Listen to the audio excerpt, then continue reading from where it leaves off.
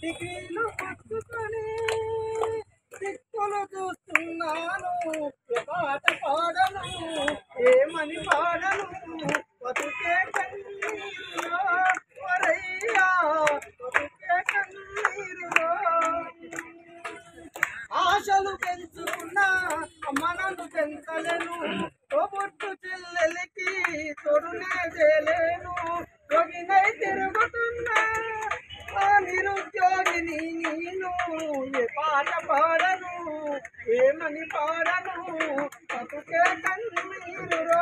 వస్తున్నాయి ఉద్యోగ ప్రకటనలు ఎన్నెన్నో వస్తున్నాయి, ముందుగానే ఉద్యోగాలు అమ్ముడైపోతున్నాయి, పైసలున్న బాబులకే ఫలితాలు వస్తున్నాయి, ఏ పాట పాడను ఏమని పాడను, బతుకే కన్నీరులో ఓరయ్యా, బతుకే కన్నీరులో ఓరయ్యా.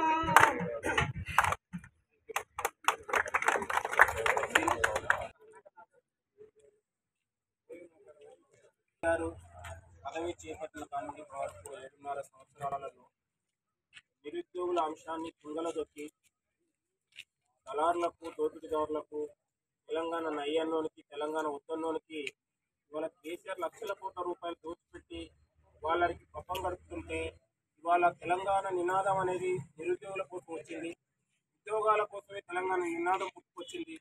తెలంగాణ వస్తేనే మనకు ఉద్యోగాలు వస్తాయని విశ్వాసంతోనే తెలంగాణ యువత పిడికిళ్ళు ఎత్తిండ్రు, తెలంగాణ ఉద్యమాన్ని నడిపించారు.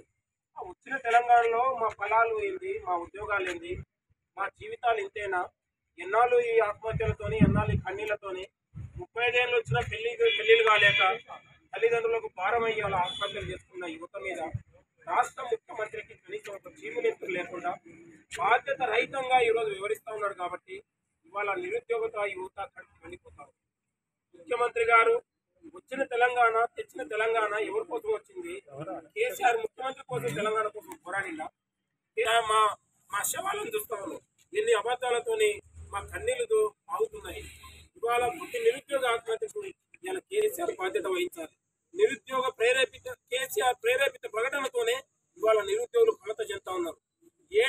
నోటిఫికేషన్ ఇచ్చి మమ్మల్ని ఇంటికి పంపిస్తారో లేకపోతే మా కన్నీళ్లతోనే మీరు పండుగ చేసుకుంటారో అది కేసీఆర్కే విజ్ఞప్తిగా వదిలేస్తా ఉన్నాం. కేసీఆర్కు చీము నెత్తురుంటే, మా త్యాగాల మీద మీకు విలువ ఉంటే, మా త్యాగాల మీద మీకు ఏమైనా విశ్వాసం ఉంటే ఇవాళ మీరు తక్షణము ఆగమేఘాల మీద మీరు ఇచ్చినటువంటి హామీనిపై ఇమ్మీడియట్లీ 1,00,000 ఉద్యోగాలకు నోటిఫికేషన్ వేయండి. ఈ బిడ్డల ప్రాణాలు కాపాడండి, మా జీవితాలు కాపాడండి. ఇవాళ 30-35 ఏళ్ళు వచ్చినా ఇవాళ బిడ్డలు ఇవాళ పెళ్లిళ్ళు కాలేక తల్లిదండ్రులకు భారం కాలేక ఇవాళ ఇంటికెళ్ళి చచ్చిపోదామా, ఇవాళ ఓయిలో చచ్చిపోదాం అనేది సందిగ్ధంలో కొట్టుమిట్టాడుతున్నటువంటి నిరుద్యోగ యువతకు ఇవాళ ముఖ్యమంత్రి ఏం సమాధానం చెప్తాడో మేము వేచి